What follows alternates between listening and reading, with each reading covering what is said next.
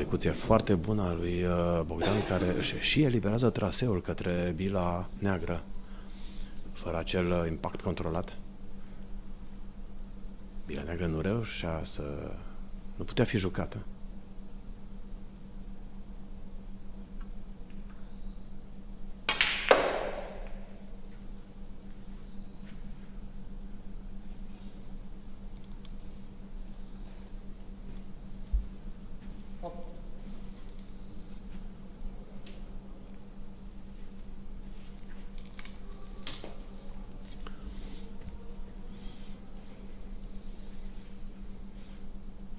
Toate bilele sunt răsfirate, pachetul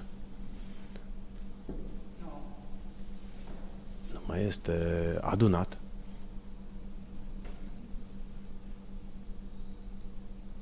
Dacă Bogdan își construiește cu atenție break-ul, există posibilitatea a doua oară în acest meci să asistăm la unul consistent. Oricum, deja cel de 71 de puncte din deschiderea acestei finale a făcut furori.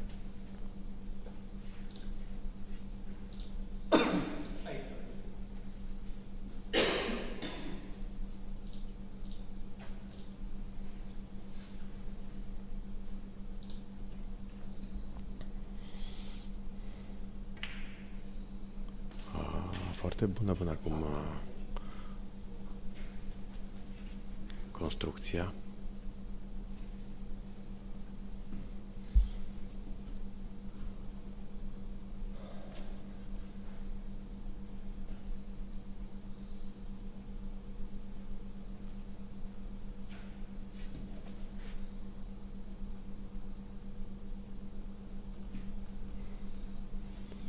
Ca un amănunt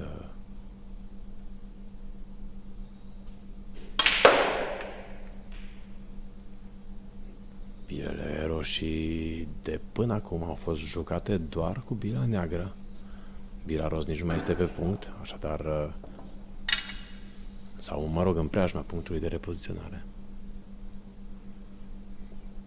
Atenție, poziția nu este una ușoară. 25. Din acest motiv și intensitatea cu care a jucat bila albă a fost un pic prea mare.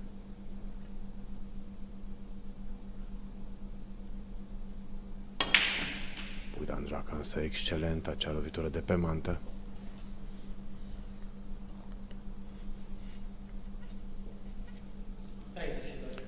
Break de 30 plus, care nu așa, parcă nici mai pare atât de deosebit după cel de 71. Dar ce potențial este aici. Atenție, atenție, incredibil ce bine a rămas pentru bila neagră. Există încă o bilă roșie în partea inferioară, ca un fel de poliță de asigurare în cazul în care este nevoie ca bila albă să ajungă în acea zonă.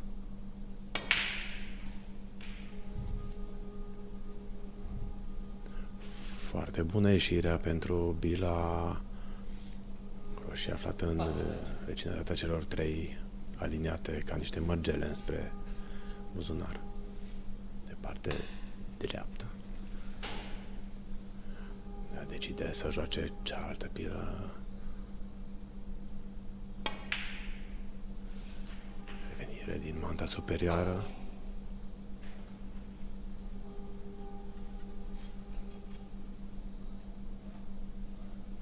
Foarte bine până aici. 41. Hai, Bogdan.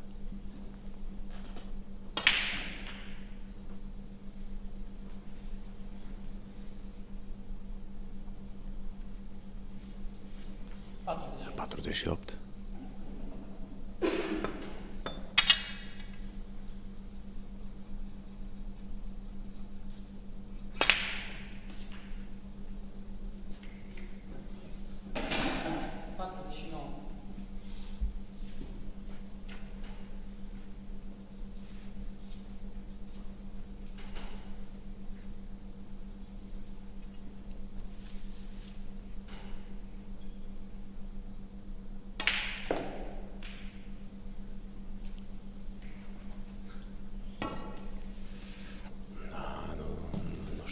vede traseul acelei bile către buzunarul de colț de parte dreaptă.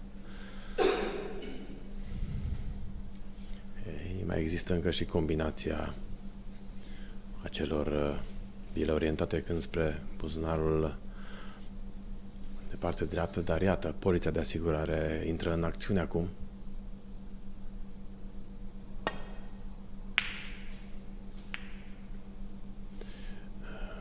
Da, evident, dispare posibilitatea break-ului de 147 și nu glumesc deloc când spun acest lucru. Îl vedeam perfect capabil pe Bogdan să-l realizeze. A construit atât de frumos în jurul bilei negre până la acel punct și au lipsit atât puțin milimetri, centimetri pentru a accesa bila roșie care tocmai acum o va și juca către buzunarul de colț de parte dreaptă. Puteam solicită ștergerea bilei albe. A fost acolo impuritate care îl deranjează.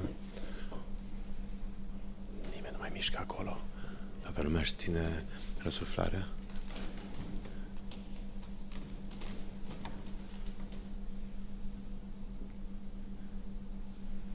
Încă două bile roșii și chiar și Tudor îi va ține pumnii lui Bogdan.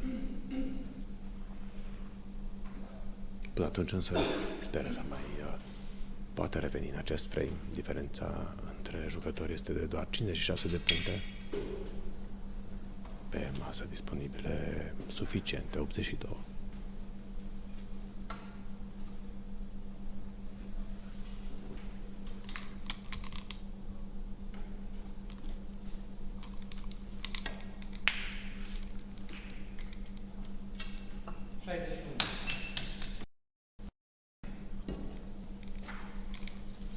Foarte bună ieșirea la bila neagră.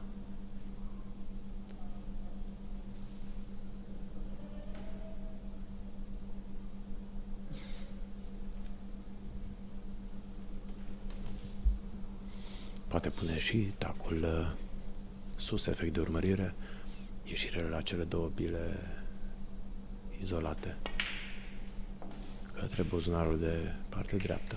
Așa a și făcut. Cu efect de retur, ieșea la celelalte bile din grupul celor aliniate înspre buzunarul spre același buzunar de parte dreaptă.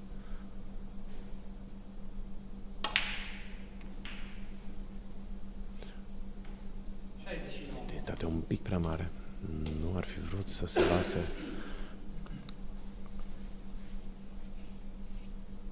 în unghi atât de mare față de bila albastră.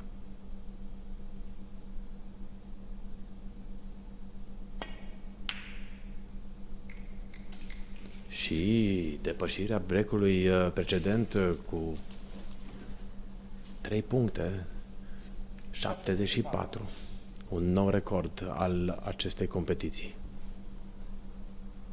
Bogdan își bate propriul record, care a fost de 71 în frame-ul inaugural. 75. De acum suntem toți cu pumnii strânși pentru Bogdan.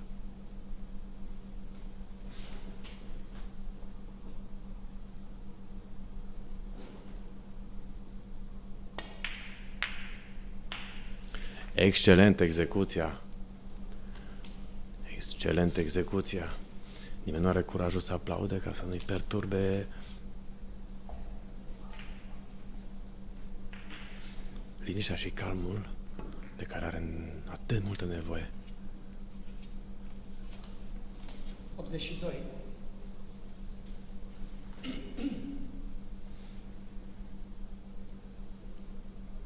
Încă 59 de puncte disponibile pe masă.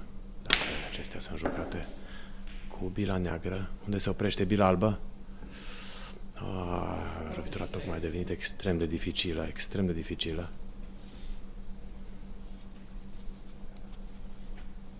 Of. Înainte de epuizarea bilelor roșii, exista posibilitatea ca acest break să treacă de 100.